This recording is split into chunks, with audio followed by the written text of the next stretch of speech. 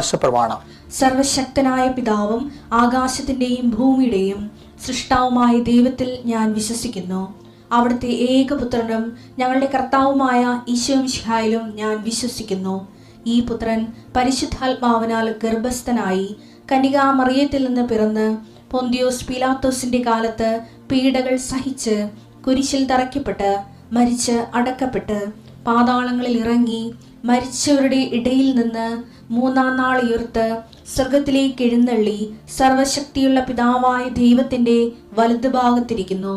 അവിടെ നിന്ന് ജീവിക്കുന്നവരെയും മരിച്ചവരെയും വിധിക്കുവാൻ വരുമെന്നും ഞാൻ വിശ്വസിക്കുന്നു. പരിശുദ്ധാത്മാവിലും ഞാൻ വിശ്വസിക്കുന്നു. വിശുദ്ധ കത്തോലിക്കാ സഭയിലും പുണ്യവാന്മാരുടെ ഐക്യത്തിലും പാപങ്ങളുടെ മോചനത്തിലും ശരീരത്തിന്റെ ഉയർപ്പിലും നിത്യമായ ജീവിതത്തിലും ഞാൻ വിശ്വസിക്കുന്നു. ആമേൻ. സ്വർഗ്ഗസ്ഥനായ ഞങ്ങളുടെ പിതാവേ, അങ്ങയുടെ നാമം പൂജിതമാകണമേ. അങ്ങയുടെ രാജ്യം വരണമേ. അങ്ങയുടെ തിരുമനസ് സ്വർഗത്തിലെ പോലെ ഭൂമിയിലും ആകണമേ. അന്നു വേണ്ടുന്ന ആഹാരം ഇന്ന് ഞങ്ങൾക്ക് തരണമേ. ഞങ്ങളോട് തെറ്റ് ചെയ്യുന്നവരോട് ഞങ്ങൾ ക്ഷമിക്കുന്നത് പോലെ ഞങ്ങളുടെ തെറ്റുകൾ ഞങ്ങളോടും ക്ഷമിക്കണമേ. ഞങ്ങളെ പ്രലോഭനത്തിൽ ഉൾപ്പെടുത്തരുതേ, തിന്മയിൽ ഞങ്ങൾ രക്ഷിക്കണമേ. ആമേൻ. നന്മ നിറഞ്ഞ മറിയമേ, സ്വസ്തി. കർത്താവ് അങ്ങയുടെ കൂടെ സ്ത്രീകളിൽ അങ്ങ് അനുഗ്രഹിക്കപ്പെട്ടവളാകുന്നു. അങ്ങയുടെ ഉദരത്തിൻ ഫലമായി ഈശോ അനുഗ്രഹിക്കപ്പെട്ടവനാകുന്നു. പരിശുദ്ധ മറിയമേ, തമ്പുരാന്റെ അമ്മേ, പാപികളായ ഞങ്ങൾക്ക് വേണ്ടി ഇപ്പോഴും ഞങ്ങളുടെ മരണസമയത്തും തമ്പുരാനോട് അപേക്ഷിക്കണമേ. ആമേൻ. കർത്താവേ, നിന്റെ ഉന്നതമായ നാമത്തിന് സ്തോത്രം ചെയ്യും. കർത്താവേ, നിന്റെ വിശുദ്ധ പൗരോഹിത്യത്തെ മഹത്വപ്പെടുത്തണമേ. കർത്താവെ, സഭയിലുള്ള സാന്നിധ്യം പ്രകടമാക്കണമേ. 40 വർഷം ഞാൻ അർപ്പിച്ച കൃപാന്റെ യുഗതിയാൽ കൃപാസ്ഥാനത്താറെ ജീവനോടെ പ്രത്യക്ഷപ്പെട്ട മാതാവിൻ്റെ മാധ്യസ്ഥ രോഗികൾ, പീഡിതരെ, മാനസിക സംഘർഷം അനുഭവിക്കുന്നവരെ, ഡിപ്രഷൻ അനുഭവിക്കുന്നവർ, മരുന്ന് കഴിച്ചിട്ട് ഉറക്കം മൂടുകയും ശരീരം തൂക്കം വെക്കുകയും ചെയ്യുന്നതല്ലാതെ പ്രത്യേകിച്ച് പ്രയോജനമൊന്നും ഇല്ലാതെ ഡിപ്രഷൻ കൊണ്ട് വേദനിച്ച് ജീവിക്കുന്ന ആൾക്കാർ, കർത്താവേ, നീ അവരെ തൊടണമെന്ന് പ്രാർത്ഥിക്കുന്നു. ഓട്ടിസം കുഞ്ഞുങ്ങളെ, ഹൈപ്പർ ആക്ടിവിറ്റി കുഞ്ഞുങ്ങൾ, അവിടെ മാതാപിതാക്കന്മാരും മനസ്സ് കെട്ടുപോയവർ, തകർച്ച സങ്കടം കൊണ്ട് അവർക്ക് ജീവിക്കാൻ പറ്റാത്തവർ, ജീവിക്കാൻ വേണ്ടി ജീവിതത്തോട് മൽപ്പിടുത്തം നടത്തുന്നവർ, മരുന്ന് കഴിച്ചിട്ടും രോഗം സുഖമാക്കാതെയും രോഗം പൊറുക്കാതെയും ഇരിക്കുന്നവർ, എൻ്റെ കർത്താവിന് ഉന്നതമായ നാമത്തിൽ, സഭയുടെ അധികാരത്തിൽ, കുരിശിൻ്റെ അടയാളത്തിൽ, ദൈവശക്തിയാൽ എനിക്ക് ദൈവസന്ധിപ്പും സൗഖ്യം ലഭിക്കട്ടെ. പിതാവും പുത്രനും പരിശുദ്ധാത്മാവായ സർവ്വേശ്വര എന്നേക്കും. ആമേൻ. എൻ്റെ പ്രിയപ്പെട്ടവരെ, നമ്മൾ പുനരുദ്ധാന ദിനങ്ങളിലൂടെ ആണ് കടന്നു പോകുന്നത്. പുനരുദ്ധാനത്തിൻ്റെ സന്ദേശത്തെക്കുറിച്ച്, അതിൻ്റെ പ്രായോഗിക പരതയെക്കുറിച്ചും അതിൻ്റെ പ്രേക്ഷിത സാങ്കേതികതയെക്കുറിച്ചും നമുക്ക് വളരെ ലളിതമായ ധാരണ വേണം. അങ്ങനെ വന്ന് നമ്മുടെ ആധ്യാത്മിക വളർച്ചയ്ക്ക് അത് ഉപകരിക്കും. ഞാൻ എന്താ പറയണമെന്നറിയാമോ? ഈ മർക്കോസിൻ്റെ സുവിശേഷത്തിലെ മനോഹരമായ ഒരു പ്രതിപാദ്യമുണ്ട്. അത് ഉദാഹരണത്തിന്, ഈ മർക്കോസിൻ്റെ സുവിശേഷത്തിലെ കർത്താവിൻ്റെ പുനരുത്ഥാനത്തിൻ്റെ ആ ദിവസം മേരി മാഗ്ഡലിനാണ് കർത്താവിൻ്റെ കല്ലറയിലേക്ക് വരുന്നത്. അപ്പോൾ അവിടെ ശൂന്യമായ കല്ലറ കണ്ടു. അവിടെ ഒരു സ്വർഗീയ ദൂതൻ അവളോട് പറഞ്ഞു, കർത്താവ് ഇവിടെ ഇല്ല, കർത്താവ് അള്ളിച്ചത് പോയി ഉയർത്തെന്നിട്ടെന്ന് പറഞ്ഞു. അവിടെ ആ വിവരം അറിയിക്കാൻ തിരിഞ്ഞടക്കുമ്പോൾ ഈശോയുടെ മുഖത്തേക്കാണ് അവൾ തിരിയണത്. അപ്പം ഈശോ പറയും, നീ ചെന്ന് എന്നെ കണ്ട കാര്യം നമ്മുടെ സഹോദരങ്ങളോട് പറയാൻ പറയും. അത് മർക്കോസിന്റെ സുവിശേഷം 16:10 അവൾ ചെന്ന് അവനോട് കൂടെ ഉണ്ടായിരുന്നവരെ വിവരമറിയിച്ചു. ഓക്കെ അല്ലേ? അത് അപ്പോൾ ആ മെസ്സേജ് പാസ് ചെയ്ത്. ഇനി അതിനടുത്ത ദിവസം 2 ശിഷ്യന്മാർ, മിക്കവാറും ക്ലയഫസാണ്, അവർ തിരിച്ച് ബ്രഹ്മാവസ്ഥയിലേക്ക് പോകുന്ന വഴിക്ക് കർത്താവ് വേറൊരു രൂപത്തിൽ അവർക്ക് പ്രത്യക്ഷപ്പെടും. അവരെന്താണ് ചെയ്തതെന്ന് നോക്കിക്കേ. കർത്താവ് പ്രത്യക്ഷപ്പെട്ട ആ ആൾക്കാർ എന്താണ് ചെയ്തതെന്നാണ്, അടുത്ത നടപടി എന്താണെന്നാണ് പറയണത്. അവരെന്താ ചെയ്തത്? 16:13 വായിച്ചേ. അവർ പോയി, ആ 2 ശിഷ്യന്മാർ പോയി ബാക്കിയുള്ളവരെ വിവരം അറിയിച്ചു. അവരെയും അവർ വിശ്വസിച്ചില്ല. പറഞ്ഞ് വിശ്വസിച്ചില്ല. പക്ഷെ ഇനി വേറെ രസം വെച്ചാൽ അവസാനം ഇവരെല്ലാവരും കൂടി ഒരുമിച്ചിരിക്കുന്നുണ്ട്. ഒരുമിച്ചിരിക്കുമ്പോൾ വീണ്ടും ഈശോ 11 പേർക്കുമായിട്ട് പ്രത്യക്ഷപ്പെടും. അപ്പോൾ ആ 11 പേരോട് ഈശോ നിർദ്ദേശിക്കണത് എന്താ? അതെല്ലാം സെയിം ആണെന്ന് പറയുകയാണ് ഞാൻ. 16-15 വയസ്സ് ഈശോ അവരോട് പറഞ്ഞു, നിങ്ങൾ ലോകമെങ്ങും പോയി എല്ലാ സൃഷ്ടികളോടും സുവിശേഷം പ്രസംഗിക്കുവിൻ. അപ്പൊ പുനരുത്ഥാനത്തെ സന്ദേശം മേരി മാഗ്ദലിനോടായാലും എമ്മാവുസിലെ ശിഷ്യന്മാരോടായാലും 11 ശിഷ്യന്മാരോടായാലും യേശുവിന് ഒരു സന്ദേശമേ ഉള്ളൂ. എന്താണ്? ഈ മെസ്സേജ് പാസ് ചെയ്യണം. അതാണ് ഈ മെസ്സേജ്, ഈ സന്ദേശം കർത്താവ് ഉയർത്തെഴുന്നേറ്റിരിക്കുന്നു. അതായത് ഈ കർത്താവ് ഉയർത്തെഴുന്നേറ്റിരിക്കുന്നു എന്ന് പറഞ്ഞാൽ 2-3 അർത്ഥങ്ങൾ ഇനി വരാൻ പോകുന്നത് മെസ്സേജ് പാസ് ചെയ്യുമ്പോൾ. എന്താണ്? ഇനി എന്തെല്ലാം തരം കഷ്ടങ്ങളുണ്ടായാലും അതെല്ലാം നമ്മൾ സഹിക്കേണ്ടി വന്നാലും അതിനെ നമ്മൾ അതിജീവിക്കും എന്നുള്ള ആവേശോജ്വലമായ സന്ദേശമാണ് പുനരുത്ഥാന സഹനത്തിൽ നിന്ന്. അതാണ് അവരോട് പറയണത്. മിശിഹ ഇതെല്ലാം സഹിച്ച് മഹത്വത്തിലേക്ക് കരയേറേണ്ടത് ആവശ്യമായിരുന്നില്ലേ? ലൂക്കാ സുവിശേഷം 24-26. ക്രിസ്തു ഇതെല്ലാം സഹിച്ച് മഹത്വത്തിലേക്ക് പ്രവേശിക്കേണ്ടിയിരുന്നില്ലേ? അതായത് ഈ മഹത്വത്തിലേക്കാണ് ഇത് കഴിച്ചുകൊണ്ട് നിൽക്കണത്. പക്ഷെ മഹത്വത്തിൻ്റെ സമയത്ത് നമ്മൾ ഈ സഹനം മറന്നുപോകും. അതാണ് എൻ്റെ സത്യാവസ്ഥ എന്ന് പറയുന്നത്. അപ്പോൾ എന്താണ് വിഷയം എന്ന് വെച്ച് കഴിഞ്ഞാൽ നമ്മൾ വിശ്വാസത്തിൻ്റെ ഏറ്റവും വലിയ കൺഫ്രണ്ട് ചെയ്യണതാണ്. പുനരുത്ഥാനത്തെ അഭിമുഖീകരിക്കുന്ന ഓരോരുത്തരും, ആ പുനരുത്ഥാനത്തിൽ വിശ്വസിക്കുന്ന ഓരോരുത്തരും അവരുടെ പ്രഥമ ജോലി എന്താണ്? അത് മറ്റുള്ളവർക്ക് പറഞ്ഞു കൊടുക്കുകയാണ്, മറ്റുള്ളവരോട് അറിയിക്കുകയാണ്. എന്നാൽ മാത്രമേ ഒരു ക്രിസ്ത്യനായിട്ട് ദൈവം അംഗീകരിക്കത്തുള്ളൂ. ഞാൻ പലപ്പോഴും ഒരു മനുഷ്യൻ്റെ ഏറ്റവും വലിയ ഗതികേട്, ഒരു വിശ്വാസിയുടെ ഏറ്റവും വലിയ പരാജയം എന്താണെന്ന് എന്നോട് ചോദിച്ചാൽ ഞാൻ പറയും, വിശ്വാസം കൈമാറ്റം ചെയ്യാത്തതാണ്. നമ്മൾ 10-40 കൊല്ലമായി 20 കൊല്ലമായി എന്നൊക്കെ പറഞ്ഞിട്ട് ഈ വിശ്വാസം മറ്റുള്ളവർക്ക് കൈമാറുന്നില്ലല്ല. നമുക്ക് പേടിയാണ്, അല്ലെങ്കിൽ കുറച്ചിലാണ്, അങ്ങനെ അതുപോലെ പല കാര്യങ്ങളുണ്ട്. കർത്താവിന് നമ്മൾ ഒഴിവാക്കുന്നുണ്ട്. കർത്താവ് ഒഴിവാക്കണം സ്ഥാനത്തിന്. അപ്പം അങ്ങനെ വരരുത്. നിങ്ങൾക്ക് ആവേശോജ്വലമായി പറയാൻ കഴിയണം, കർത്താവിനെ ഞാൻ കൈമാറിയിട്ടുണ്ടെന്ന്. പിതാവിൻ്റെയും പുത്രൻ്റെയും പരിശുദ്ധാത്മാവിൻ്റെയും നാമത്തിൽ. ലോർഡ്, എൻ്റെ പേര് ഡോണ സാജു. ഞാൻ കണ്ണൂർ ജില്ലയിലെ ചെമ്മന്തൊട്ടി സെൻറ്റ് ജോർജ് ഫോറൈൻ ഇടവാംഗമാണ്. ആദ്യമേ തന്നെ സാക്ഷ്യം പറയുന്ന അവസരം തന്ന നീശോപ്പായ്ക്കും എൻ്റെ അമ്മ മാതാവിനും 1000 നന്ദി പറയുന്നു. ഞാൻ കൃപാസന മാതാവിൻ്റെ പ്രത്യക്ഷത്തിന് സാക്ഷിയാണ്. ഞാൻ ആദ്യമായിട്ട് ഉടമ്പടി എടുക്കുന്നത് 2025 മെയ് 20 ഉടമ്പടി എടുക്കാനുള്ള റീസൺ, എൻ്റെ നോർമൽ ഡേ ടു ഡേ ലൈഫിൽ ഞാൻ ഭയങ്കര പ്രാർത്ഥിക്കുന്ന ഒരാളാണ്.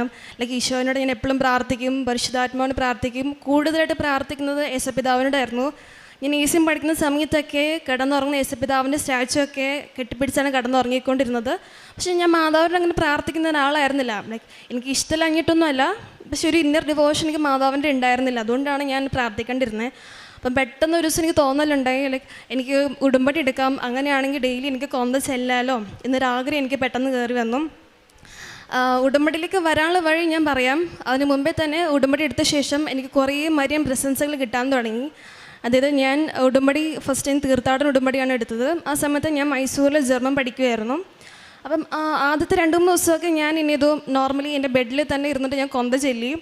അതിൻ്റെ പെട്ടെന്ന് ഒരു 4-ാമതോ 5-ാമത്തെ ദിവസമൊക്കെ ഇപ്പം തോന്നി എന്തായാലും കൊന്ത ചെല്ലണമല്ലോ, എന്നാൽ പിന്നെ ഒരു തിരിയിലും കത്തിച്ച് മുട്ടുകുത്തി കൈയൊക്കെ വിരിച്ച് കൊന്ത ചെല്ലാമെന്ന് ഞാൻ വിചാരിച്ചു.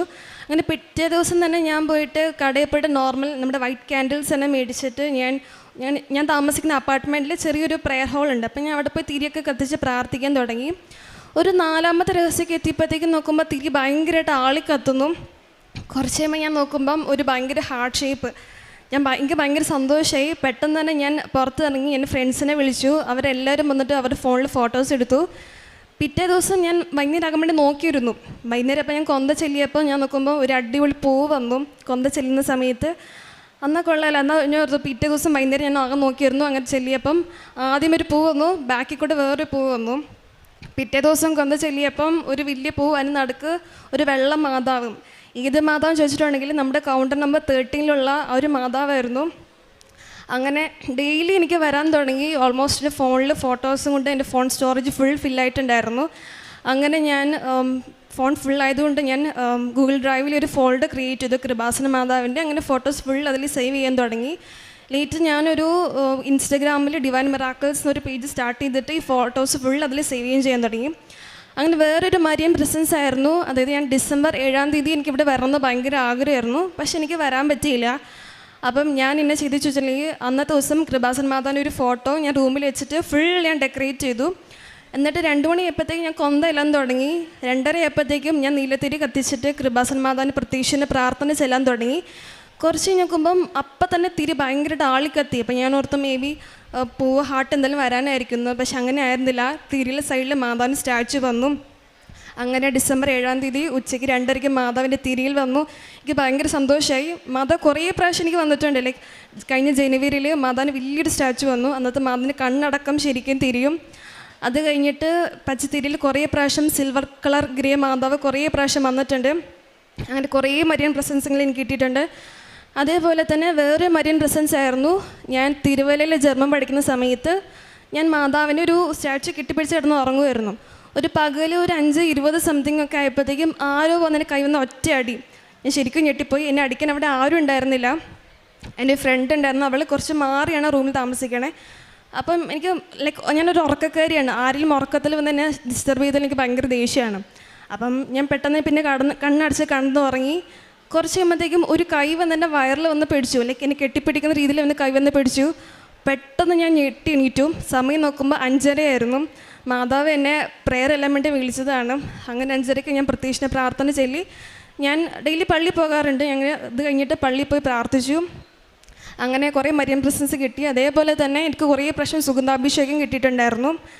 ഞാൻ കഴിഞ്ഞ ജനുവരി 26-ന് ഒരു കാരുണ്യപ്രവൃത്തി ചെയ്യാൻ വേണ്ടി ഞാൻ കെയർ ഹോമിൽ ഡെയിലി മിക്ക ആഴ്ചയും പോകാറുണ്ട്. അങ്ങനെ അവിടെ ഇപ്പോൾ ശുശ്രൂഷ ചെയ്ത് കഴിഞ്ഞ് പുറത്തിറങ്ങി. ഭയങ്കര വെയിലായിരുന്നു. ഞാനൊരു വിശ്വാസ പ്രമാണം ചൊല്ലിയിട്ട് പറഞ്ഞു, മാതാവേ 56 പത്രം എൻ്റെ കയ്യിലുണ്ട്, എങ്ങനെ കൊടുത്തു തീർക്കുമെന്ന് എനിക്കറിയില്ല, അർഹതപ്പെട്ടവർ മാതാവിന് മുന്നിൽ കൊണ്ടേ തരണം എന്ന് പറഞ്ഞു. ഞാൻ പറയിലും പെട്ടെന്ന് മുല്ലപ്പൂവിൻ്റെ മണം ഒരു 5 മിനിറ്റത്തേക്ക് എനിക്കുണ്ടായിരുന്നു.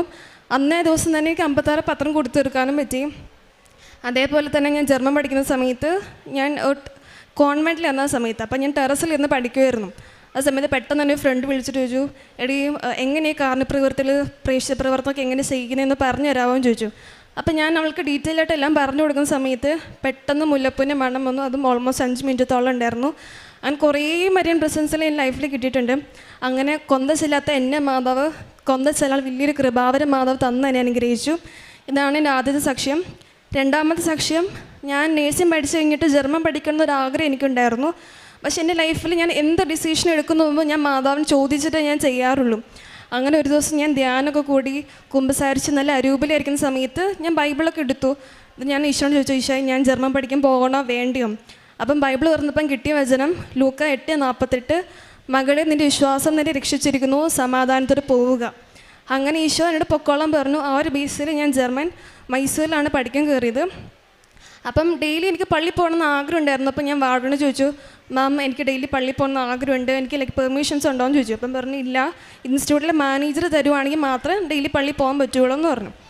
അങ്ങനെ മാനേജറിന് വേണ്ടി ലെറ്റർ എഴുതി. അങ്ങനെ പുള്ളിക്കാരൻ സമ്മതിച്ചു, ഡെയിലി പള്ളി പൊക്കോളം പറഞ്ഞു. അങ്ങനെ എൻ്റെ കൂടെ 2 ഫ്രണ്ട്സും ഞങ്ങൾ ഡെയിലി പള്ളിയിൽ പോകുമായിരുന്നു.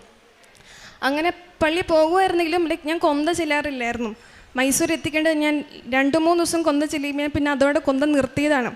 അപ്പം മെയ് ഫസ്റ്റ് വീക്കൊക്കെ ആയപ്പോഴത്തേക്കും എനിക്ക് ഭയങ്കര സങ്കടം വരാൻ തുടങ്ങി. അതായത് കൊന്ത ചെല്ലാൻ പറ്റുന്നില്ലല്ലോ, ഇനിയിപ്പോൾ എന്ത് ചെയ്യും, ഇനി ഉടമ്പടി എടുക്കുവാണെങ്കിൽ കൊന്ത ചെല്ലാമല്ലോ എന്ന് തോട്ട് മെയ് ഫസ്റ്റ് വീക്കൊക്കെ ആയപ്പം വന്നു. പക്ഷേ ഉടമ്പടി എടുക്കണമെങ്കിൽ എപ്പം പറ്റും, ലൈക്ക് സാഹചര്യം സന്ദർഭം ഒന്നും എനിക്കുണ്ടായിരുന്നില്ല. കാരണം എൻ്റെ ഇൻസ്റ്റിറ്റ്യൂട്ട് ഭയങ്കര സ്ട്രിക്റ്റ് ആയിരുന്നു. അങ്ങനെ ഞാൻ മമ്മീനോട് പറഞ്ഞു, മമ്മി എനിക്ക് ഉടമ്പടി എടുക്കുന്ന ആഗ്രഹമുണ്ട്. അപ്പം മമ്മി പറഞ്ഞു, നിനക്ക് മാതാവ് ഒരുക്കിയിട്ടുണ്ടെങ്കിൽ മാതാവ് തന്നെ നിനക്ക് സമയം എല്ലാം നിനക്ക് സെറ്റാക്കി തരുമെന്ന് പറഞ്ഞു. അങ്ങനെ മെയ് സെക്കൻഡ് വീക്കൊക്കെ ആയപ്പോഴത്തേക്കും എനിക്ക് A2ൻ്റെ എക്സാം ഉണ്ടായിരുന്നു. A2 എക്സാം യൂഷ്വലി നമുക്ക് എല്ലാ എക്സാംസും ഫ്രൈഡേസാണ് അവർ കണ്ടക്ട് ചെയ്യാറ്. എന്നിട്ട് സാറ്റർഡേയും സൺഡേസും നമുക്ക് ലീവ് തരും. അഗെയിൻ മൺഡേ തൊട്ട് ക്ലാസ്സസ് റീസ്റ്റാർട്ട് ചെയ്യും. ഇങ്ങനെയാണ് പതിവ്. അങ്ങനെ എൻ്റെ A2 എക്സാം ഒരു ഫ്രൈഡേ ആയിരുന്നു. ഈവനിങ് ആയപ്പോഴത്തേക്കും റിസൾട്ട് അനൗൺസ് ചെയ്തു. അപ്പോഴത്തേക്കും മാനേജർ വന്നിട്ട് പറഞ്ഞു, നിങ്ങൾക്ക് ഒരാഴ്ച ലീവ് ഗ്രാൻഡ് ചെയ്തിട്ടുണ്ടെന്ന് പറഞ്ഞു. ആക്ച്വലി ഞങ്ങൾ ആദ്യമേ വെച്ച് പറ്റിക്കാമെന്ന് വിചാരിച്ചത്. പിന്നെയാണ് മനസ്സിലായത് ശരിക്കും ഒരാഴ്ച നിങ്ങൾക്ക് ലീവ് തന്നിച്ചു. അങ്ങനെ ഇൻസ്റ്റിറ്റ്യൂട്ടിൽ എല്ലാവരും ഞെട്ടിപ്പോയി, കാരണം ആർക്കും ഇതുവരെ ഒരാഴ്ച ലീവ് കൊടുത്തിട്ടില്ല. അങ്ങനെ മമ്മി എന്നോട് പറഞ്ഞു, നിനക്ക് ഉടമ്പടി എടുക്കാൻ വേണ്ടി മാതാവ് സമയം തന്നാണ്. അങ്ങനെയാണ് May 20 കഴിഞ്ഞ വർഷം ഞാൻ ഇവിടെ നിന്ന് ഉടമ്പടി എടുത്തത്. അതിനുശേഷം ഞാൻ മൈസൂർ പോയപ്പം പ്രാർത്ഥിക്കാൻ തുടങ്ങിയപ്പോഴാണ് എനിക്ക് ഹാർട്ടും പൂവും തരാൻ തുടങ്ങിയതും. മാതാവ് ലൈക്ക് കൊന്ത ചെല്ലാൾ വലിയൊരു കൃപാവരം തന്ന മാതാവ് അങ്ങനെയായിരുന്നു. ഇതാണ് എൻ്റെ ആദ്യത്തെ സാക്ഷ്യം. രണ്ടാമത്തെ സാക്ഷ്യം, അതേപോലെ തന്നെ മൈസൂർ പഠിക്കുന്ന സമയത്ത് ലൈക്ക് കുറേ കഴിഞ്ഞപ്പം കുറേ പ്രശ്നങ്ങൾ വരാൻ തുടങ്ങി. കുറേ പേര് ഡ്രോപ്പ് ഔട്ട് ചെയ്യാൻ തുടങ്ങി. അപ്പം ഞാൻ ചോദിച്ചു, മാതാവ് ഞാൻ ഇൻസ്റ്റിറ്റ്യൂട്ടിൽ നിന്ന് ഡ്രോപ്പ് ഔട്ട് ചെയ്യണം. അപ്പം ഞാൻ മാതാവ് ചോദിച്ചു, മാതാവേ ഞാൻ പോകണമെന്നാണെങ്കിൽ തിരിയിൽ പൂവ് തരണം, അവിടെ നിൽക്കണം എന്നാണെങ്കിൽ മാതാവ് എനിക്ക് ഹാർട്ട് തരണം എന്ന് പറഞ്ഞു. അങ്ങനെ മൂന്നാമത്തെ ദിവസമൊക്കെ എത്തിയപ്പോഴത്തേക്കും ഞാൻ നോക്കും ഭയങ്കര നല്ലൊരു പൂവ് വന്നു. അപ്പോൾ എനിക്ക് മനസ്സിലായി ഞാൻ ഇൻസ്റ്റിറ്റ്യൂട്ടിൽ നിന്ന് പോകണം തന്നെയാണ്. അങ്ങനെ അന്ന് തന്നെ ഞാൻ പുതിയൊരു ഇൻസ്റ്റിറ്റ്യൂട്ട് നോക്കി വെച്ചു.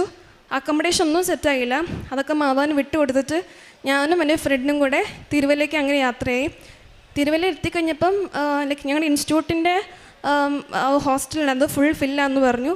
പിന്നെ ഒരു കോൺവെൻറ്റ് ഉണ്ട്, പക്ഷേ കോൺവെൻറ്റ് എനിക്ക് താല്പര്യം ഉണ്ടായിരുന്നില്ല. കാരണം അവിടെ അയൺ ചെയ്യാനും ലൈക്ക് പിന്നെ ചാർജറാണെങ്കിൽ ഒരു പ്ലഗ് മാത്രമേ കോമൺ ആയിട്ട് ഉണ്ടായിരുന്നുള്ളൂ.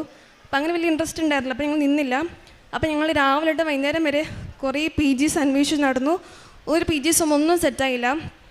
വൈകുന്നേരം ആയപ്പോഴത്തേക്ക് ഞാൻ ഫ്രണ്ടിനോട് പറഞ്ഞു, എടി സാരില്ല, എനിക്ക് കോൺവെൻറ്റിൽ തന്നെ പോയി താമസിക്കാം, എന്നാലും കുറച്ച് നാളും കൂടെ ഇല്ലുള്ളൂ, താമസിക്കാം എന്ന രീതിയിൽ പറഞ്ഞു. അപ്പോൾ അവൾ സമ്മതിച്ചു. അങ്ങനെ ഞാൻ അവളും കൂടെ തിരിച്ച് കോൺവെൻറ്റിൽ പോയി സിസ്റ്ററിനോട് ചോദിച്ചു, സിസ്റ്ററെ ഞങ്ങൾക്ക് റൂം വേണം. അപ്പം പറഞ്ഞു ഒരു ഡോർമെറ്ററി അവൈലബിൾ ആണ്, പിന്നെ ഒരു റൂം മാത്രമേ ബാക്കിയുള്ളൂ എന്ന് പറഞ്ഞു. അപ്പോൾ ഞങ്ങൾ പറഞ്ഞു നോക്കി ആ റൂം ഞങ്ങൾ എടുത്തോളാം എന്ന് പറഞ്ഞു. അങ്ങനെ സിസ്റ്റർ ഞങ്ങളെ ആ റൂമിലേക്ക് കൂട്ടിക്കൊണ്ടുപോയി. ഡോർ തുറന്നപ്പോഴത്തേക്കും ഷെൽഫിൽ കൃപാസന മാതാവിന് വലിയൊരു ഫോട്ടോ ആയിരുന്നു. അപ്പം മനസ്സിലായി മാതാവായിട്ട് ഞങ്ങൾ അങ്ങോട്ട് കൂട്ടിക്കൊണ്ട് പോയതാണെന്ന് മനസ്സിലായി. അങ്ങനെ തിരുവല്ലത്തെ സ്റ്റേ ഭയങ്കര അടിപൊളിയായിരുന്നു. അത് കഴിഞ്ഞിട്ട് November 4 എൻ്റെ B2 ഫസ്റ്റ് എക്സാം ഞാൻ സ്ലോട്ട് ബുക്ക് ചെയ്തു. ബാംഗ്ലൂരായിരുന്നു. ഞാനും എൻ്റെ ഫ്രണ്ടും കൂടെ ബാംഗ്ലൂർ ഇപ്പോൾ എക്സാം എഴുതി. ജർമ്മൻ പഠിക്കുന്ന എല്ലാവർക്കും അറിയാം, ലൈക്ക് ഈ കോഡും കാര്യങ്ങളൊക്കെ ഉള്ളതെന്ന് എല്ലാവർക്കും അറിയാം. പക്ഷേ ആ എക്സാം സമയത്ത് എനിക്ക് കോഡൊന്നും ചോദിച്ചില്ല. എനിക്ക് ആകെ സങ്കടം. ഞാൻ ആ സമയത്ത് വിശുദ്ധ തൈലം ഉപയോഗിച്ചിട്ടുണ്ടായിരുന്നു. കൃപാസന ഉപ്പ് ഞാൻ വിശ്വാസപ്രമ ചൊല്ലി മാതാവിന് വിട്ടുകൊടുത്താണ് ഞാൻ എക്സാം എഴുതിയത്. എക്സാം കഴിഞ്ഞ് പുറത്തിറങ്ങിയപ്പം എല്ലാവരും പറഞ്ഞു എല്ലാവർക്കും കോഡ് വന്നു, എനിക്ക് മാത്രം ഒന്നും വന്നില്ല. എനിക്ക് ഭയങ്കര സങ്കടമായി. അത് കഴിഞ്ഞിട്ടിപ്പോൾ സ്പീക്കിംഗ് എക്സാം ഒക്കെ ഞാനത് ഇനിയിപ്പോൾ അടിപൊളി ചെയ്യാമെന്ന് വിചാരിച്ചു. പക്ഷേ പാർട്ട്ണർ ഒരു രീതിയിലും എനിക്ക് സഹകരിക്കുന്നില്ലായിരുന്നു. അങ്ങനെ ആകെ ഫുള്ള് സങ്കടമായി. അപ്പം ഞാനത് സാരമില്ല, ഡെയിലി ഞാൻ കൊന്തയില്ലുമ്പോൾ എനിക്ക് എപ്പോഴും ഹാർട്ട് ഇപ്പോൾ ഡെയിലി വരും കേട്ടോ. ഒരു ദിവസം പോലും മുടക്കമില്ലാണ്ട് ഡെയിലി എനിക്ക് വരുന്നുണ്ട്. മാതാവാണെങ്കിലും സിൽവർ ഗ്രേ മാതാവ് ഇടയ്ക്കിടയ്ക്ക് എനിക്ക് പ്രത്യക്ഷപ്പെടാറുണ്ട്. അപ്പം ഞാനത് സാരമില്ല, ഇനിയിപ്പോൾ മാതാവ് എക്സാം പാസ്സാക്കിക്കോളും എന്ന് വിചാരിച്ചു. അങ്ങനെ November 30 ഞാൻ ഒരു വലിയ സ്വപ്നം കണ്ടു. അതായത് ഒരു വലിയ സ്ക്രീനിൻ്റെ ഫ്രണ്ടിൽ ഞാനും എൻ്റെ ഫ്രണ്ടും നിൽക്കുന്നു. എൻ്റെ അവിടെ ഫെയിലൊന്നും കാണിച്ചു, ഫ്രണ്ടിന് അവിടെ നിന്ന് ഒരു മാർക്കിന് അവൾ പാസ്സാകുമെന്ന് കാണിച്ചു. അപ്പോഴത്തേക്കും ഞാൻ പെട്ടെന്ന് ഞെട്ടി എണീറ്റു. നോക്കുമ്പോൾ സമയം 2:55 ആയിരുന്നു. രാവിലെ ആയപ്പോഴത്തേക്കും ഞാൻ പള്ളിയിൽ പോയി എല്ലാം കഴിഞ്ഞപ്പം ഈ സ്വപ്നം എൻ്റെ മനസ്സിൽ ഇടയ്ക്കിടയ്ക്ക് വന്നുകൊണ്ടിരിക്കുകയായിരുന്നു. അതുകൊണ്ട് ഉച്ചയ്ക്ക് ഒരു 3 മണിയപ്പോൾ ഞാൻ കർണക്കൊന്ത എള്ളി. അതിൻ്റെ ഒരു കൊന്ത എള്ളിയപ്പോഴത്തേക്കും മാതാവ് ഒരു അടിപൊളി ഹാർട്ട് എനിക്ക് തന്നു. അപ്പോൾ മനസ്സിലായി മാതാവിൻ്റെ കൂടെ ഉണ്ടായിരുന്നു. കുഴപ്പമില്ല, സാരമില്ല എന്ന് ഞാൻ വിചാരിച്ചു. അന്ന് വൈകുന്നേരം 4 മണി ആയപ്പോഴത്തേക്കും എൻ്റെ ഫ്രണ്ട് വിളിച്ചിട്ട് പറഞ്ഞു റിസൾട്ട് അനൗൺസ് ആയിട്ടുണ്ട്, മെയിൽ ചെക്ക് ചെയ്ത് നോക്കുമെന്ന് പറഞ്ഞു. നോക്കിയപ്പോഴത്തേക്കും ഞാൻ ഫുൾ മൊഡ്യൂൾ ഫെയിലായി. എൻ്റെ ഫ്രണ്ട് 1 മാർക്കിനും പാസ്സായി. അപ്പോഴത്തേക്കും പെട്ടെന്ന് എനിക്ക് അക്സെപ്റ്റ് ചെയ്യാൻ ഭയങ്കര ബുദ്ധിമുട്ടായിരുന്നു. കാരണം ഞാൻ കോളേജിൽ പഠിക്കുന്ന സമയത്ത് ഞാൻ കോളേജ് ടോപ്പറൊക്കെ ആയിരുന്നു. എനിക്ക് തോൽവി എനിക്ക് ലൈഫിൽ അങ്ങനെ വന്നിട്ടില്ല. എനിക്ക് പെട്ടെന്ന് ഭയങ്കര സങ്കടമായി. പിറ്റേ ദിവസം ഞാൻ ഉടമ്പടി ധ്യാനം കൂടിയപ്പം അച്ഛൻ അന്നത്തെ പറഞ്ഞിട്ടുണ്ടായിരുന്നു, ഉടമ്പടി ഭയങ്കര വിശ്വസ്തയോടെ പാലിക്കുന്ന ആൾക്കാർക്ക് ആദ്യകാലങ്ങളിൽ അടയാളങ്ങൾ ഉണ്ടായിരിക്കില്ല. കാരണം ദൈവത്തിന് അറിയാം അവർക്ക് എത്ര തോൽവിയും സങ്കടം കൊടുത്താലും അവർ ദൈവത്തെ വിട്ട് പോകില്ല എന്ന് ദൈവത്തിന് അറിയാം. അതുകൊണ്ടാണ് ഈ തോൽവി കിട്ടുന്നതെന്ന് അച്ഛൻ പറഞ്ഞപ്പോൾ എനിക്ക് ഭയങ്കരമായിട്ട് സ്ട്രൈക്ക് ചെയ്തു. അങ്ങനെ ഞാൻ സന്തോഷത്തോടെ ഇരുന്നു. അന്ന് തോറ്റ ദിവസം തന്നെ എനിക്ക് നെക്സ്റ്റ് ഡേറ്റ് ബുക്ക് ചെയ്യാൻ ഒരു സെൻറ്റർ കിട്ടി. കൊച്ചിയിലെ എക്സാം എനിക്ക് കിട്ടി. December 9 ആയിരുന്നു എക്സാം. ഫസ്റ്റ് എക്സാം ഇതൊരു ചൊവ്വാഴ്ചയായിരുന്നു. സെക്കൻഡ് എക്സാം കിട്ടിയത് ഒരു ചൊവ്വാഴ്ചയായിരുന്നു. അങ്ങനെ അതേപോലെ ഉടമ്പടി ഉപ്പും തൈലും ഉപയോഗിച്ച് എക്സാം അറ്റൻഡ് ചെയ്തു. അങ്ങനെ ഞാൻ ഒരു ദിവസം സ്വപ്നം കണ്ടു, ലൈക്ക് എക്സാം മൊത്തം ഫെയിലാകുന്ന സ്വപ്നം കണ്ടു. പിറ്റേ ദിവസം കണ്ടു എക്സാം മൊത്തം പാസ്സാകുന്നു കണ്ടു. അങ്ങനെ January 1st വീക്കൊക്കെ ആയപ്പോഴത്തേക്കും റിസൾട്ട് വന്നു. എനിക്ക് 3 മൊഡ്യൂൾ കിട്ടി, 1 മൊഡ്യൂൾ ഫെയിൽ ചെയ്യും. അപ്പോഴത്തേക്കും കുഴപ്പമില്ല, 3 മൊഡ്യൂൾ കിട്ടിയില്ലോ എന്ന് ഓർക്കുമ്പോൾ എനിക്ക് സന്തോഷമായി, കുഴപ്പമൊന്നുമില്ല. അപ്പം ഞാൻ ഓർത്തു സ്പീക്കിംഗ് മാത്രം ഇനിയിപ്പം സ്ലോട്ട് ബുക്ക് ചെയ്യാമെന്ന് വിചാരിച്ചു.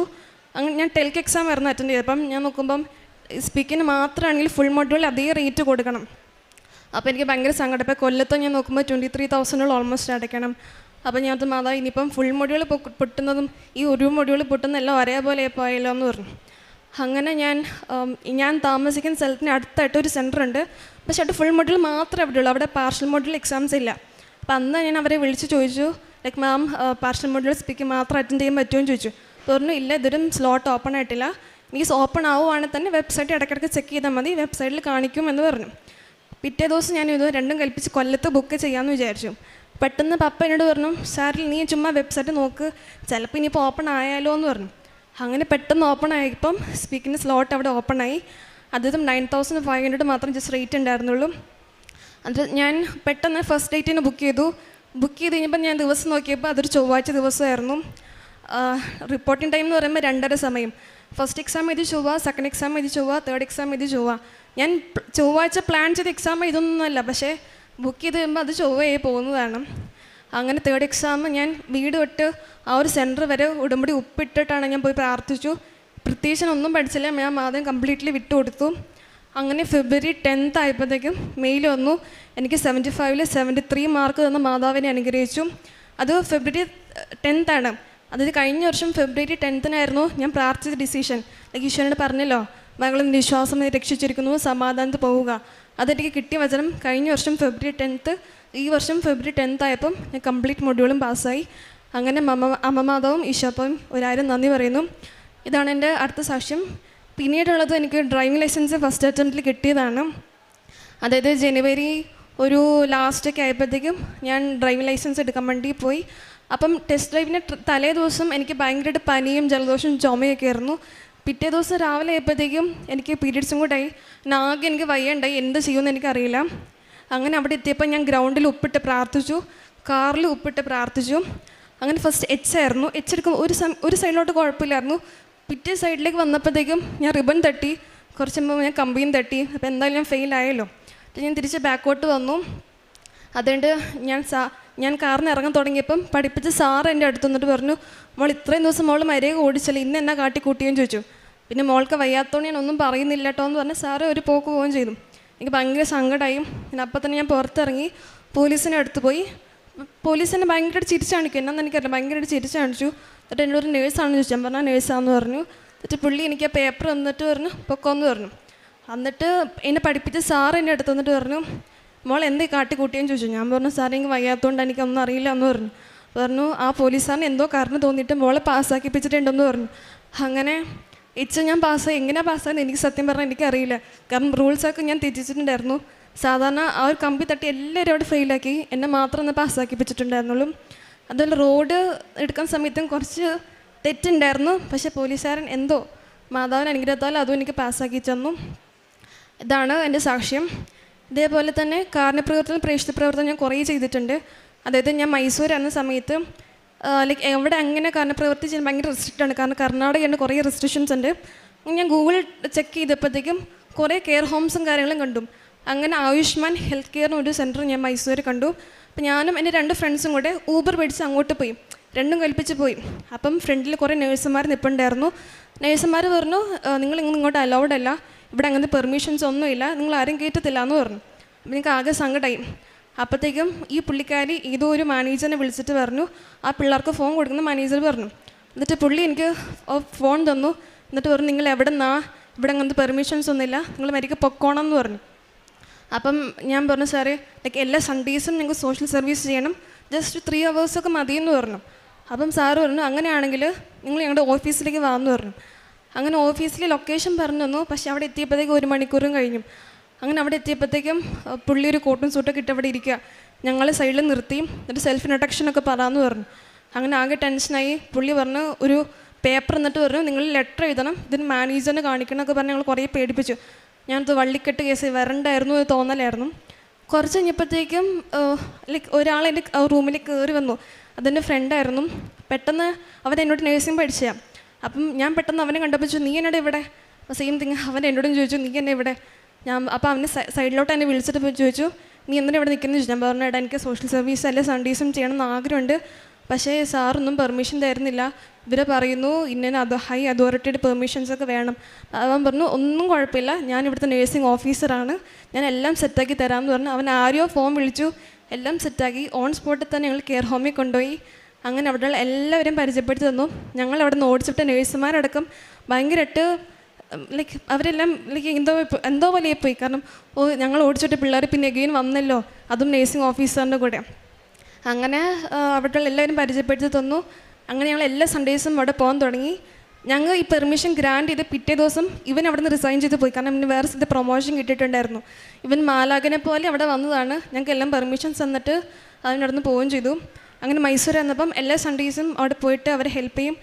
Like music therapy, dance therapy ഒക്കെ അങ്ങനെയാണ് കൊടുത്തുകൊണ്ടിരുന്നത്. പിന്നെ അതിനെ ഞാൻ തിരുവല്ലയിലായിരുന്ന സമയത്ത് കുറച്ച് ഹാൻഡിക്യാപ്ഡ് പിള്ളേരുണ്ടായിരുന്നു. അപ്പം അവരൊക്കെ എല്ലാ ദിവസവും ഞങ്ങൾ മിക്ക സൺഡേസും വിസിറ്റ് ചെയ്യുമ്പോൾ, ഇപ്പം ഞാൻ നാട്ടിൽ ഫ്രീ ആയിട്ടിരിക്കുന്ന സമയത്ത് എൻ്റെ നാട്ടിലൊരു ഓൾഡ് ഏജ് ഹോം ഉണ്ട്. അവിടെ എല്ലാ ആഴ്ച പോകും. അപ്പോൾ അപ്പച്ചന്മാർ അമ്മച്ചന്മാർ കുളിപ്പിക്കാൻ പോകും, അവർ ഡ്രസ്സ് അലക്കി കൊടുക്കും, നഖം വെട്ടി കൊടുക്കും, പിന്നെ ഫുഡൊക്കെ വാരി കൊടുക്കും. പിന്നെ നേഴ്സായതുകൊണ്ട് ഈ പ്രഷറും ഷുഗറൊക്കെ ഒരു സ്കെഡ്യൂൾ പോലെ എല്ലാം ചെക്ക് ചെയ്ത് കൊടുക്കും. അങ്ങനെ അവർക്കും ഭയങ്കര സന്തോഷമാണ്, എനിക്ക് ഭയങ്കര സന്തോഷമാണ്. അതേപോലെ തന്നെ പ്രേക്ഷിത പ്രവർത്തനം ഞാൻ കുറേ ചെയ്യലുണ്ട്.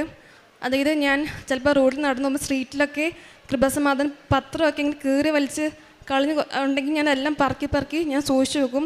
ഡസ്റ്റ്ബിന്നിൽ നിന്ന് എനിക്ക് കുറേ കൃപാസം പത്രം കിട്ടിയിട്ടുണ്ട്, അതൊക്കെ ഞാൻ സൂക്ഷിച്ച് വെക്കാറുണ്ട്. പിന്നെ ഇതുപോലെ പള്ളിയിൽ പോയപ്പം ഒരു സെറ്റ് പത്രം ചുമ്മാ അവിടെ ഇരിക്കുന്നു, അതൊക്കെ എടുത്ത് ഞാൻ എല്ലാവർക്കും വിതരണം ചെയ്യുമായിരുന്നു.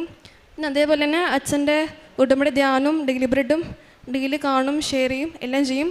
പിന്നെ എനിക്ക് മാതാവിന് ഈശോൻ്റെ ഫോട്ടോസ് ഡെയിലി എൻ്റെ ഫോണിൽ കുറേ ഉള്ളതുകൊണ്ട് ഞാൻ എല്ലാവരും കാണിക്കും. ലൈക്ക് മാതാവ് ഇനി തന്നു പറയുമ്പം അങ്ങനെ കുറേ പേരുടെ വിശ്വാസം കൂടാൻ തുടങ്ങി. അങ്ങനെ കുറേ പേര് ഇവിടെ നിന്ന് ഉടമ്പടി എടുക്കുകയും ചെയ്തു. ഇത്രയും അനുഗ്രഹം തന്ന നിശോപ്പായ്ക്കും എൻ്റെ അമ്മ മാതാവിനും 1000 നന്ദി പറയുന്നു.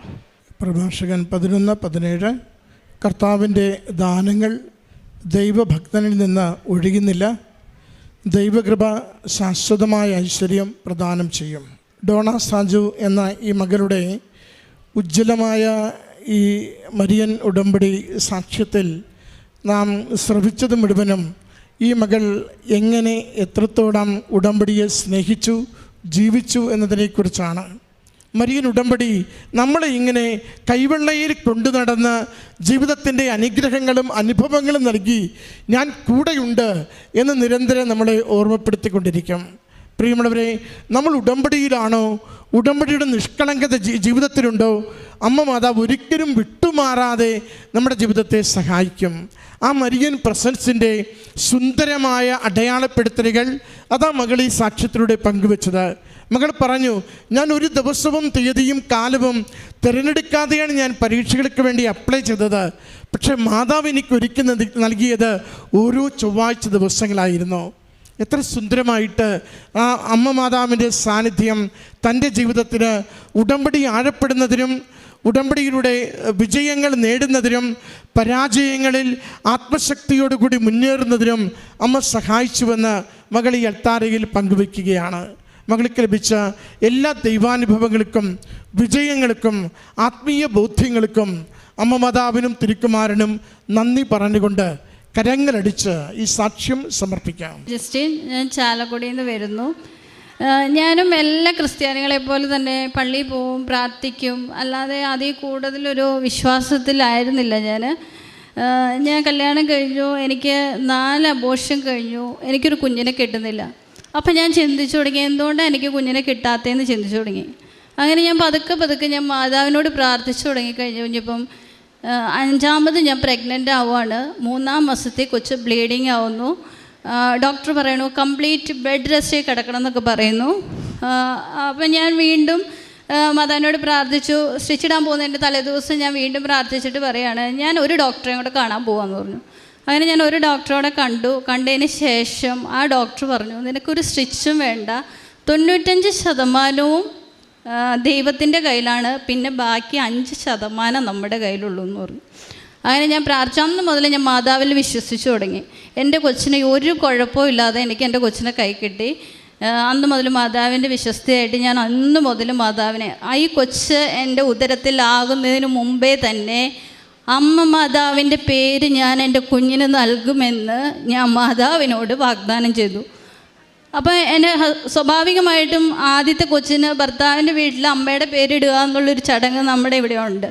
അപ്പോൾ ഞാൻ എൻ്റെ അമ്മയോട് ചോദിച്ചു, അമ്മ ഞാൻ മാതാവിൻ്റെ പേരിടുന്നത് കൊണ്ട് അമ്മയ്ക്ക് എന്തെങ്കിലും വിഷമമുണ്ടോ എന്ന് ചോദിച്ചു. അമ്മ പറഞ്ഞു, ഇല്ല, നീ ഇട്ടോ, ഈ കൊച്ചൻ്റെ വയറ്റിൽ ആ സമയത്ത് ഇല്ല. ഞാൻ പറഞ്ഞു, മാതാവേ എനിക്കൊരു പെൺകുഞ്ഞിനെ തരണം, എനിക്ക് അമ്മയുടെ പേരിടാനാന്ന് പറഞ്ഞു. അതേപോലെ തന്നെ ഉണ്ടായപ്പം എല്ലാവരും പറഞ്ഞു ആങ്കൊച്ചായിരിക്കുമെന്ന്. ഞാൻ പറഞ്ഞു, ഇല്ല, എനിക്ക് പെങ്കൊച്ച, മാതാവ് തരുന്നതാ, അവൾ മരിയാന്ന് വിളിക്കപ്പെടുള്ളൂ എന്ന് പറഞ്ഞു. അതേപോലെ തന്നെ എനിക്ക് എൻ്റെ മരിയമോളെ കിട്ടി. ഇന്നവൾ 4 വയസ്സായി. അതിനുശേഷമാണ് ഞാൻ ഈ ടോക്കുകൾ കേട്ടുകൊണ്ടിരിക്കുമ്പോഴാണ് ഞാൻ അച്ഛൻ്റെ ടോക്കുകൾ കേൾക്കാനിടയായത്. അപ്പോൾ എനിക്ക് തോന്നി കൃപാസനത്തിൽ വരണം, പ്രാർത്ഥിക്കണം. അപ്പോൾ ഞാനൊരു നേഴ്സാണ്, എനിക്ക് ജോലിയൊന്നുമില്ല, ഈ അബോർഷനും കാര്യങ്ങളൊക്കെ ആയിട്ട് കുറച്ച് നാളായി ട്രീറ്റ്മെൻറ്റ് കാര്യങ്ങളൊക്കെ ആയിട്ട് നടക്കുന്നു. അപ്പോൾ എനിക്ക് വിദേശത്ത് പോകാനാണ് ഞാൻ പഠിച്ചത് തന്നെ. എൻ്റെ കൂടെയുള്ള എല്ലാവരും വിദേശത്ത് പോയി, എനിക്ക് മാത്രം പോകാൻ പറ്റിയിട്ടില്ല. അപ്പോൾ അങ്ങനെ ഞാൻ ആദ്യത്തെ പ്രാവശ്യം ഉടമ്പടി എടുത്തു. ഉടമ്പടി എടുത്തത് 2022 സെപ്റ്റംബറിലാണ് വന്ന് ഉടമ്പടി എടുത്തത്. ഉടമ്പടി എടുത്തപ്പോൾ ഞാൻ നിയോഗം, എൻ്റെ ഫസ്റ്റ് നിയോഗം അപ്പോഴും എന്നോട് പറയുവാണ്, നീ ഒരു കാര്യം ചെയ്യുക, ഫസ്റ്റ് നിയോഗം എന്നും അമ്മയുടെ മോളും ഈശോയുടെ മോളുമായിട്ട് ജീവിക്കണമെന്ന് നീ പ്രാർത്ഥിക്കാൻ പറഞ്ഞു. ഞാൻ എൻ്റെ ഫസ്റ്റ് നിയോഗം എഴുതിയത് അത് തന്നെയാണ്. എനിക്ക് എന്നും ഈശോയുടെയും അമ്മയുടെയും മാതാവിൻ്റെ മകളായിട്ട് എനിക്ക് ജീവിക്കണം, എനിക്ക് അതിനെ സാക്ഷിയായിട്ട് മാറണം എന്ന് തന്നെയാണ് ഞാൻ എഴുതിയത്. രണ്ടാമത്തെ നിയോഗമായിട്ട് എൻ്റെ ജോലി വെച്ചു എനിക്ക് ഇൻ്റർവ്യൂ വന്നു.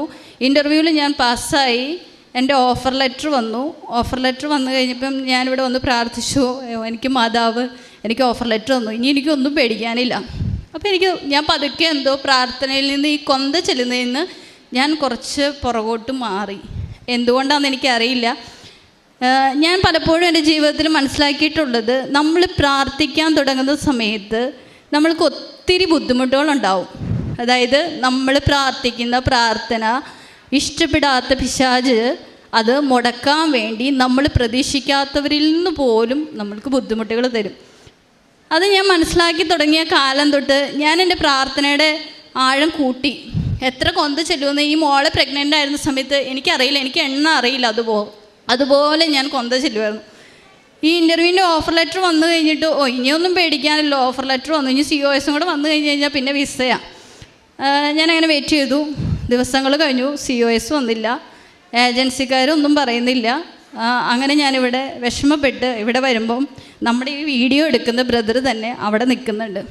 ഞാൻ ബ്രദറിനോട് പറഞ്ഞു, ബ്രദറെ എനിക്ക് കുറച്ച് ബാധ്യതകളുണ്ട്, എൻ്റെ കുടുംബം രക്ഷപ്പെടണമെങ്കിൽ ഞാൻ തന്നെ വിചാരിക്കണം, ഞാനാണ് ഒരു നേഴ്സ്, എനിക്ക് പോകാൻ പറ്റുള്ളൂ എന്ന് പറഞ്ഞു. അങ്ങനെ ഞാൻ വീണ്ടും വന്ന് ഈ ഫെബ്രുവരി 2 എൻ്റെ 2023 എൻ്റെ ഉടമ്പടി പുതുക്കി. അത് കഴിഞ്ഞ് ഞാൻ ബ്രദറിനോട്, എനിക്ക് അച്ഛനെ കണ്ടിട്ട് ഞാൻ ഇവിടുന്ന് പോകുള്ളൂ, അപ്പോൾ പോരുന്ന വഴിക്കൊക്കെ ഞാൻ പ്രാർത്ഥിക്കുവാണ്, എനിക്ക് അച്ഛനെ ഒന്ന് കാണണം. ഞാൻ അതിന് വേണ്ടി ഇരുന്ന് കൊന്തയില്ല ഇവിടെ വന്നു കഴിഞ്ഞപ്പോൾ അവർ പറഞ്ഞു, കാണുന്ന കൗൺസിലേഴ്സിന് ബോധ്യപ്പെട്ടാൽ മാത്രമേ നിങ്ങൾക്ക് അച്ഛനെ കാണാൻ പറ്റുള്ളൂ എന്ന് പറഞ്ഞു. അപ്പം ഞാൻ വിചാരിച്ചു, ദൈവമേ, എൻ്റെ കാര്യമൊക്കെ വളരെ നിസ്സാരമായിരിക്കും, കാരണം എന്നേക്കാൾ ഒരുപാട് പ്രശ്നങ്ങളായിട്ട് വരുന്ന മക്കൾ ഇവിടെയുണ്ട്. അങ്ങനെ ഞാൻ കാണാൻ പറ്റില്ല എന്ന് തന്നെ വിചാരിച്ച് നിൽക്കുക. എന്നാലും ഞാൻ ബ്രദറിനോട് പറഞ്ഞു, ബ്രദറെ ഞാൻ കണ്ടിട്ടേ പോകുള്ളൂ. എനിക്ക് എന്തുകൊണ്ടോ സംസാരിച്ചപ്പോൾ എൻ്റെ 2 കണ്ണുകളും നിറഞ്ഞ് ഒഴുകി. ബ്രദർ എന്നോട് പറഞ്ഞു, നിനക്ക് ഞാനൊരു ടോക്കൺ തരാം, കണ്ടോളാൻ പറഞ്ഞു. ഞാൻ ഇവിടെ വന്നു, അച്ഛൻ പാസ്പോർട്ട് മേടിച്ചു. അപ്പോൾ ബ്രദർ പറഞ്ഞു, ഒരാവശ്യം പറയാൻ പാടുള്ളൂ, നമ്മൾ ഏത് കാര്യത്തിനാണോ അച്ഛനെ കാണാൻ വന്നേ ആ കാര്യം മാത്രമേ അച്ഛൻ്റെ അടുത്ത് പറയാൻ പറ്റുള്ളൂ എന്ന് പറഞ്ഞു. അപ്പം ഞങ്ങളുടെ വർഷങ്ങളായിട്ട് കുറച്ച് സ്ഥലം വിൽക്കാതെ കിടക്കുന്നുണ്ട്, കാരണം ബ്രോക്കർമാർ ഞങ്ങളതിലും കുറച്ച് മേടിച്ച് തരാം അങ്ങനെ പറഞ്ഞ് ഇങ്ങനെ വിൽക്കാതെ കിടക്കുകയാണ്. അങ്ങനെ ഞാനിവിടെ വന്നു, അച്ഛൻ എൻ്റെ പാസ്പോർട്ട് വെച്ച് പ്രാർത്ഥിച്ചപ്പം ഞാൻ ഈ സ്ഥലത്തിൻ്റെ കാര്യവും, എൻ്റെ അനിയത്തി ഓൾറെഡി UK അപ്പോൾ അവളുടെ വിസ പുതുക്കി കിട്ടാനും അതിനും കൂടെ വേണ്ടിയിട്ട് ഞാൻ പ്രാർത്ഥിച്ചു കഴിഞ്ഞ് ഞാനിവിടുന്ന് പോയി 3ാമത്തെ മാസമൊക്കെ ആയപ്പോഴും ഞാൻ മാതാവിനോട് പറയാം, ഇനി മാതാവേ, ഞാൻ ഇനി ഉടമ്പടി പതുക്കാൻ പോകണമെങ്കിൽ മാതാവ് എൻ്റെ കയ്യിൽ വിസ തരണം, ഇല്ലാതെ ഞാൻ അങ്ങോട്ട് പോവില്ല, ഞാൻ ആ വിസ എങ്ങോട്ടേ പോകുള്ളൂ എന്ന് ഞാൻ മാതാവിനോട് പറഞ്ഞു. ഞാൻ പലപ്പോഴും എൻ്റെ അമ്മയോട് വഴക്കിട്ട് പ്രാർത്ഥിക്കുന്നത് പോലെ, അല്ലെങ്കിൽ എൻ്റെ അപ്പനോട് ഞാൻ ചോദിക്കുന്ന പോലെ ഞാൻ ചോദിക്കാറുണ്ട് മാതാവിനോട്. ആ ഒരു ഫ്രീഡം എനിക്ക് പലപ്പോഴും തോന്നിയിട്ടുണ്ട്. അങ്ങനെ ചോദിച്ചു. രണ്ടാമത് വീണ്ടും ഏജൻസിക്കാർ വിളിച്ചു പറഞ്ഞു, ഞങ്ങളുടെ ലൈസൻസൊക്കെ പോയി, നിങ്ങളിനി വേറെ ഏതെല്ലോ നോക്കിക്കോ, ഞങ്ങളെ കൊണ്ടൊന്നും ചെയ്യാൻ പറ്റില്ല എന്ന്. അത് കഴിഞ്ഞ് വീണ്ടും ഞാൻ ഇൻ്റർവ്യൂവിന് കൊടുത്തു. 13 പേരിൽ നിന്ന് 3ാമത്തെ ആളായിട്ട് ഞാൻ സെലക്ട് ചെയ്യപ്പെടുന്നതിന് ഫസ്റ്റ് ഇതേ മാനേജ്മെൻ്റ് അടുത്ത് അതിന് തൊട്ട് മുമ്പ് ഞാൻ ഇൻ്റർവ്യൂ അറ്റൻഡ് ചെയ്തു. അതേ മാനേജ്മെൻറ്റ് തന്നെ, അതേ സെയിം ആൾ തന്നെ. അപ്പോൾ പറഞ്ഞു രണ്ടാമത്തെ സെക്ഷൻ വരുമ്പം ഇനി അന്ന് ഞാൻ സെലക്ട് ആയില്ല. രണ്ടാമത്തെ സെക്ഷൻ വരുമ്പം അയാളുണ്ടാവത്തില്ല, ഇൻ്റർവ്യൂവിന് അറ്റൻഡ് ചെയ്തോളാം ഏജൻസി പറഞ്ഞു. ഞാൻ കയറി ഇൻ്റർവ്യൂവിന് കയറിയിരുന്നു. അതിന് തൊട്ട് മുമ്പ് വരെ ആ മനുഷ്യൻ വന്നിട്ടുണ്ടായില്ല. എൻ്റെ സമയം ഇപ്പോൾ കറക്റ്റ് ഇയാൾ ഓൺലൈനിൽ ജോയിൻ ചെയ്തു. എന്ത് ചെയ്യുക, എന്നെ കണ്ടപ്പോൾ തന്നെ ഇയാൾ ചോദിച്ചു, ഞാൻ തന്നെ ഒരു പ്രാവശ്യം ഇൻ്റർവ്യൂ ചെയ്തല്ലേ എന്ന് ചോദിച്ചു. ഞാൻ പറഞ്ഞു അതെ, എന്നെ ഇൻ്റർവ്യൂ ചെയ്താന്ന് പറഞ്ഞു. പക്ഷേ എന്തുകൊണ്ടോ എന്നെ വേണ്ട എന്ന് പറഞ്ഞ അതേ മാനേജ്മെൻറ്റിനെ കൊണ്ട് തന്നെ ദൈവം എന്നെ വേണം എന്ന് പറയിപ്പിച്ചു. മാതാവ് അതിനു വേണ്ടി മാധ്യസ്ഥം വഹിച്ചു. ഞാൻ ഇന്ന് ഒരു വിസയ മാതാവിനോട് ചോദിച്ചോളൂ. എനിക്ക് പോയിട്ട് കുറച്ച് നാൾ കഴിഞ്ഞിട്ടാണേലും എൻ്റെ ഹസ്ബൻഡിൻ്റെയും മോളെ, ഇത്രയും ഞാൻ ആഗ്രഹിച്ച് കിട്ടിയ മോളെയാണ്, അവളെ എനിക്ക് പിരിയാൻ ഭയങ്കര ബുദ്ധിമുട്ടായി ഈശോയെ. അങ്ങനെ ഞാൻ പ്രാർത്ഥിക്കാറുണ്ടായിരുന്നു. അപ്പം അവളെയും കൊണ്ട് പോകാൻ പറ്റില്ല, എന്തായാലും 6 മാസം കഴിയാതെ കൊണ്ടുപോകാൻ പറ്റില്ല എന്ന് പറഞ്ഞു. ഈ ഒരു വിസ ചോദിച്ചു കൊടുത്ത് നമ്മുടെ മാതാവ് എന്താ ചെയ്തതെന്നറിയോ? 3 വിസ അടിച്ച് എൻ്റെ കയ്യിൽ തന്നിട്ടുണ്ട്.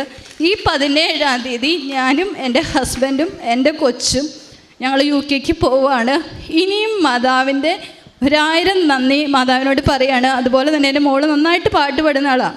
അവൾക്ക് പാട്ട് കേൾക്കാൻ ഭയങ്കര ഇഷ്ടമാണ്. അപ്പം ഞാൻ ഒരു ദിവസം ഇവള് സിനിമാ പാട്ട് അങ്ങനത്തെ പാട്ടുകളൊക്കെയാണ് കേൾക്കണത്. അപ്പം ഞാൻ മാതാവിൻ്റെ പാട്ടൊക്കെ പാടും കേട്ടോ, പാടില്ല എന്നല്ല. അപ്പം ഞാൻ ഇവളോട് ഒരു ദിവസം പറഞ്ഞു, എടി നമുക്ക് ആവേ മരിയ എന്നുള്ള പാട്ട് കേൾക്കാം, ഇന്നത് പാട്ട് കേട്ടുകൊണ്ട് നമുക്ക് ഉറങ്ങാമെന്ന് പറഞ്ഞു.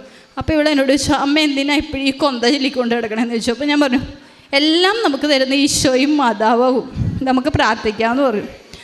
അങ്ങനെ ഇവള് ആ 2 പ്രാവശ്യം ആ പാട്ട് റിപ്പീറ്റ് ആയിട്ട് കേട്ടു. പിറ്റേ ദിവസം രാവിലെ എഴുന്നേറ്റ് വന്നപ്പോൾ ഇവള് കരഞ്ഞോണ്ട മിക്ക ദിവസം എഴുന്നേറ്റ് വന്നെ.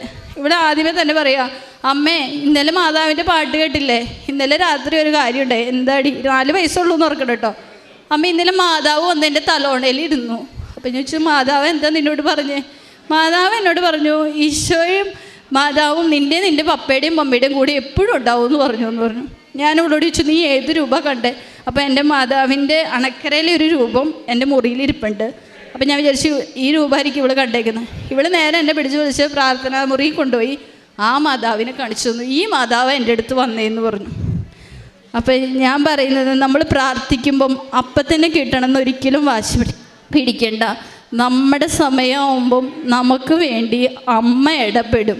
നമ്മളതിൽ ഒരു പിടിവാശി, ഞാൻ വഴക്കിട്ട് പ്രാർത്ഥിച്ചിട്ടുണ്ട്, കരഞ്ഞ് പ്രാർത്ഥിച്ചിട്ടുണ്ട്, ഇണങ്ങി പ്രാർത്ഥിച്ചിട്ടുണ്ട്. പക്ഷേ എനിക്കൊരു കൊച്ച് ആവശ്യമെന്ന് തോന്നിയ സമയത്ത് ദൈവം തന്നു. ഒരു ജോലി ആവശ്യമെന്ന് തോന്നിയ സമയത്ത് ദൈവം തന്നു. എൻ്റെ വിസ വന്നു. പിറ്റേ ദിവസം ഈ വിൽക്കാതെ കിടന്ന സ്ഥലം വിറ്റു. എൻ്റെ ബാധ്യതകൾ മാറി.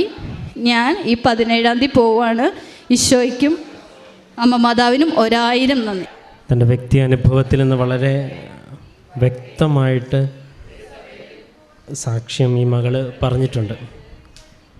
ഏറെ പ്രത്യേകിച്ച് വലിയൊരു ബോധ്യവും കൂടി ലഭിച്ചിട്ടുണ്ട്. പ്രാർത്ഥിക്കുമ്പം ആദ്യം നമുക്ക് സഹനങ്ങളായിരിക്കും ദൈവം തരുന്നത്. അപ്പോൾ ഞാൻ കൂടുതൽ ശക്തമായിട്ട് പ്രാർത്ഥിച്ചു എന്ന് അവസാനം പറയുമ്പോഴും ദൈവത്തിനൊരു സമയമുണ്ട്. സഭാപ്രസംഗത്തിൽ പറയുന്ന എല്ലാറ്റിനും ഒരു സമയമുണ്ട്. ദൈവത്തിന് ജെറമ്യ 29:11 പറയുന്ന പോലെ ദൈവത്തിനൊരു പദ്ധതിയുണ്ട് എന്നൊക്കെ വചനത്തിൽ വായിക്കുന്നില്ല. അതൊരു വല്ലാത്തൊരു ബോധ്യമായിട്ട് മാറാനായിട്ട് ഈ ഉടമ്പടി പ്രാർത്ഥന ഈ മകളെ സഹായിച്ചിട്ടുണ്ട്. അതിനേക്കാൾ അപ്പുറം സ്വന്തം അമ്മയോടെന്നതുപോലെ മാതാവിനോട് സംസാരിക്കാനായിട്ട് സാധിച്ചു എന്ന് പറയുകയും ആ സംസാരിച്ചതിനൊക്കെ അല്ലെങ്കിൽ പ്രാർത്ഥിച്ചതിനൊക്കെ ഫലം ലഭിച്ചു എന്ന് സാക്ഷ്യപ്പെടുത്തുകയും ചെയ്യുകയാണ്. ഇനിയും അതിനേക്കാളും അപ്പുറം അമ്മ കൂടെയുണ്ടെന്ന്, ഇപ്പം മകളുടെ പേര് മരിയ എന്ന കുഞ്ഞിനെ ലഭിച്ചതും അത് 95% പറഞ്ഞ് പ്രാർത്ഥിച്ച് ലഭിച്ചതും, അതിനുശേഷം ആ കൊച്ച് തന്നെ ഒരു 4 വയസ്സല്ലേ, 4 വയസ്സുള്ള കുഞ്ഞ് തന്നെ മാതാവ് വന്നു, ഈശോയും മാതാവും ഉണ്ട്, എന്തിനാ കൊന്ത ചൊല്ലുന്നേ? അപ്പോൾ ഈ കുഞ്ഞിലെ അമ്മയുടെ കരങ്ങളിൽ കൊന്തയിരിക്കുന്നത് കണ്ടു വളരുന്ന കുഞ്ഞും, ഒപ്പം ആ മകളുടെ ഒരു സ്വപ്നത്തിൽ പോലെ ഈശോയും മാതാവും അല്ലെ മാതാവ് വന്നു എന്നൊക്കെ പറയുമ്പോൾ അമ്മ ഇങ്ങനെ കൂടെ നടക്കണം. ഇതിപ്പം ഒരാളുടെ കാര്യവുമല്ല. ഇവിടെ പറയുന്ന ഏകദേശം എല്ലാ ദിവസവും പറയുന്ന ഏതെങ്കിലും ഒരു സാക്ഷ്യത്തിലെങ്കിലും ഇതുപോലെ അമ്മ എന്ന ഉടമ്പടി എടുത്തവർക്കുമല്ല അമ്മ വരുന്നതും. അത് തന്നെ വലിയൊരു പ്രത്യേകതയാണ്. ഇവരാർക്കു വേണ്ടിയാണോ പ്രാർത്ഥിച്ചത്, പ്രാർത്ഥിക്കുന്ന അവരുടെ സ്വപ്നത്തിലും പ്രാർത്ഥനയിലും ഒക്കെ, അതിൽ വിശ്വാസം ഇല്ലാത്തവരുടെ മനസ്സിൽ പോലും അമ്മ വന്നു എന്ന് സാക്ഷ്യങ്ങളുണ്ട്. അപ്പോൾ അമ്മ ഇങ്ങനെ സാന്നിധ്യം അറിയിച്ച് നിയോഗങ്ങളോടൊപ്പം ഉണ്ടാകും എന്ന് വലിയ ബോധ്യമുണ്ട്. ഒപ്പം തന്നെ ഈ മകൾ പറഞ്ഞതനുസരിച്ച് തന്നെ ഇൻ്റർവ്യൂവിന് വേണ്ടെന്ന് പറഞ്ഞ ആളുടെയൊക്കെ തന്നെ അമ്മ വീണ്ടും കൊണ്ടുവന്ന് ഒരല്പം ബുദ്ധിമുട്ടിയും സഹനവും പ്രാർത്ഥനയൊക്കെ ആഴപ്പെടുത്തിയതിന് ശേഷം ഒന്നും കൂടെ കൊണ്ടുവന്ന് വീണ്ടും ആ ജോലിയിലേക്ക് പ്രവേശിക്കുവാനായിട്ട് സാധിച്ചു എന്നൊക്കെ പറയുമ്പം അപ്പോൾ ദൈവം കൂടെ ഉണ്ടെന്ന് ഉറപ്പാണ്. അപ്പോൾ ജീവിതത്തിൽ ദൈവം കൂടെയുള്ളപ്പോൾ പ്രശ്നങ്ങൾ മാറി നിൽക്കുന്നല്ല, ജീവിതത്തിലെ ഏത് പ്രശ്നങ്ങളുടെ നടുവിലൂടെയും ശക്തമായിട്ട് പോകാനായിട്ട് സാധിക്കും. അമ്മയുടെ കരങ്ങളും കൂടെ പിടിച്ചു കഴിഞ്ഞാൽ അതിന് ഭയങ്കര ബലമുണ്ടാകുമെന്ന് ഈ മകളുടെ സാക്ഷ്യത്തിൽ നിന്ന് വ്യക്തമാണ്.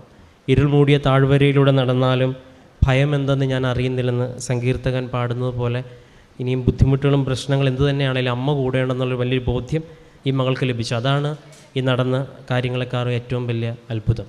പേരെ പ്രത്യേകിച്ച് ഇനിയും മുൻപോട്ടുള്ള എല്ലാ യാത്രയിലും കുടുംബമായിട്ട് ഒറ്റയ്ക്ക് പോകാൻ ആഗ്രഹിച്ചു. ഇനിയിപ്പോൾ കുടുംബമായിട്ട് അമ്മ മകളെയും കൊണ്ട് പോകാനായിട്ടെല്ലാം ഇടവരുത്തുന്നുണ്ട്. ഇനിയും മുൻപോട്ടുള്ള യാത്രയിൽ ഒരുപാട് ദൈവാനുഭവങ്ങൾ അമ്മ മാതാവിലൂടെ നൽകട്ടെ എന്ന് പ്രത്യേകമായിട്ട് പ്രാർത്ഥിക്കുന്നു.